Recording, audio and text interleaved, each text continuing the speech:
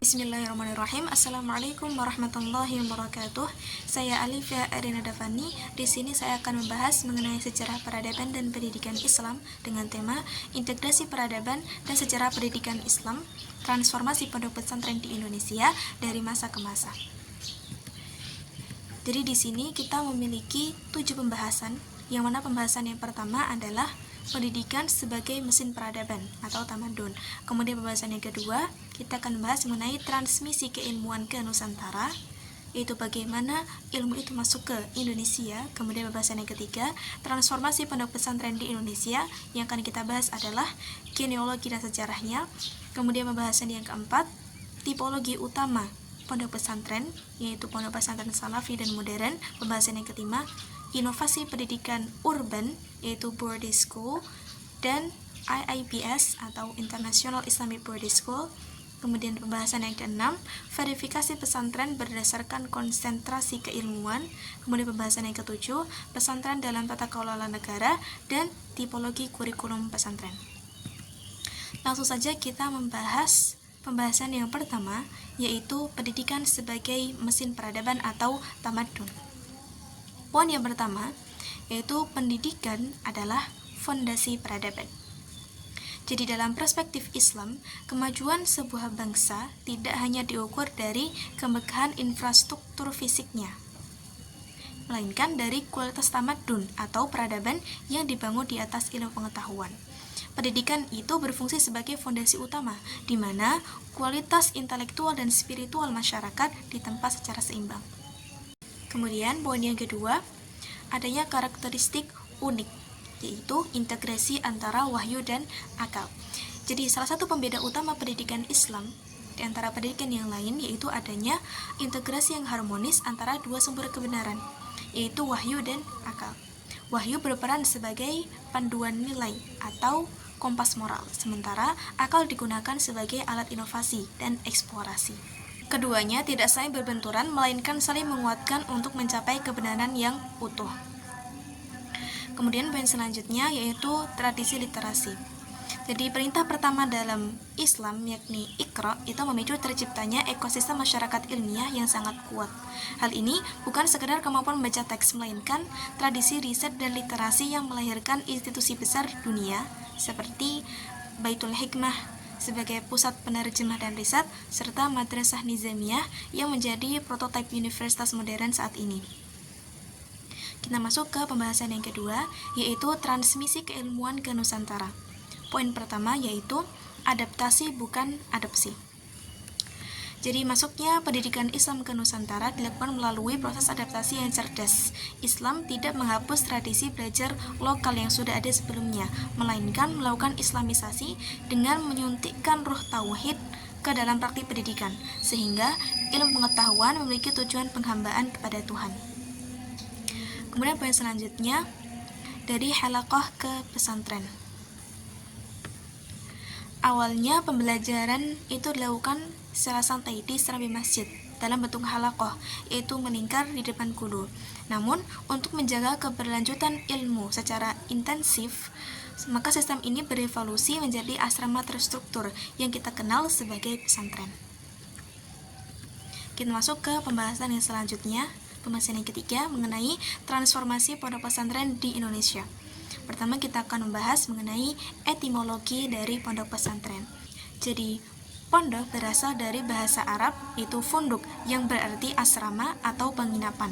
Sedangkan pesantren berasal dari kata pesantrian. Santri berasal dari kata sastri. Ini diambil dari buku Sanskerta yang artinya adalah melek huruf, atau cantrik yang diambil dari bahasa Jawa yang artinya yaitu murid yang setia.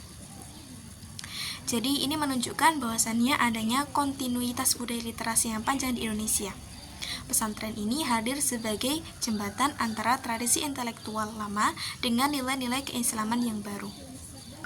Kemudian poin yang selanjutnya yaitu strategi Wali Songo.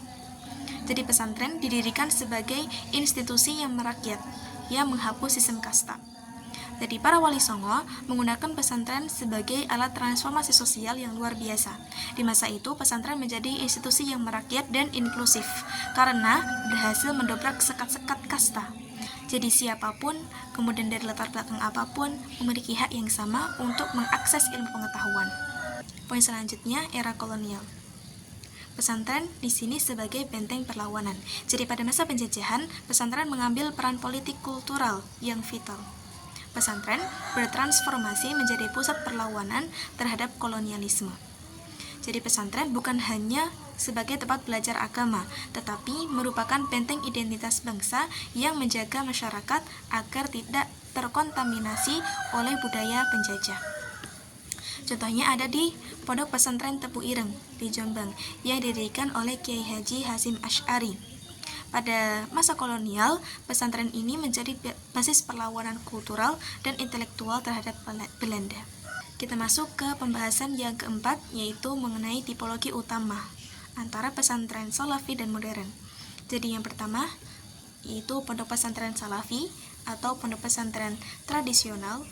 Kemudian yang kedua, pondok pesantren modern atau khalaf. Di sini kita akan langsung membahas mengenai perbedaan antara keduanya dalam beberapa fitur. Yang pertama, kurikulum utama. Di pondok pesantren salaf, kurikulum yang digunakan adalah kitab kuning yang berisi fikih, nahwu, shorof, dan tasawuf klasik. Kemudian di pondok pesantren modern atau khalaf itu menerapkan kurikulum KMI atau Kuliatul Mu'allimin Al-Islamiyah atau TMI, Tarbiyatul Mu'allimin Al-Islamiyah, dengan integrasi antara ilmu agama 100% dan ilmu umum 100%. Kemudian, metode belajar. Pondok pesantren salaf menggunakan metode belajar sorogan, yaitu individu dan bandongan dengan collective lecturing. Kemudian pondok pesantren modern ini menggunakan metode belajar klasikal, yaitu sistem kelas berjenjang seperti sekolah-sekolah pada umumnya. Kemudian bahasa pengantar. Pondok pesantren salafi, bahasa pengantar yang digunakan dalam percakapan sehari-hari di pesantren itu menggunakan bahasa daerah, yaitu Jawa, Sunda, atau Melayu dan bahasa Arab. Kemudian pondok pesantren modern atau khalaf itu menerapkan wajib menggunakan bahasa Arab dan Inggris dalam percakapan sehari-hari. Kemudian otoritas kiai. Di pondok pesantren salaf, peran kiai sangat sentralistik. Jadi kiai adalah sumber ilmu yang utama. Sedangkan di pondok pesantren modern itu lebih sistematik organisatoris melalui jajaran direktur atau ustadz. Contoh dari pondok modern salaf yaitu pondok pesantren Lirboyo dan pondok pesantren modern atau khalaf yaitu pondok pesantren modern Gontor. Kemudian kita masuk ke pembahasan yang kelima, yaitu inovasi urban, adanya boarding school dan Islamic International Boarding School atau IIBS. Jadi sebagai respons atas dinamika masyarakat perkotaan, itu muncul konsep Islamic Boarding School dan International Islamic Boarding School. Dua model pesantren ini menggabungkan antara standar fasilitas modern dan kurikulum internasional dengan penanaman nilai Islam universal yang bertujuan untuk mencetak pemimpin yang kompetitif di kancah global. Kita langsung saja ke klasifikasinya. Yang pertama yaitu boarding school.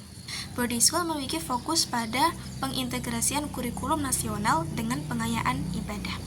Contohnya di sini adalah Al-Wafi Islamic Boarding School. Kemudian yang kedua adalah Islamic International Boarding School.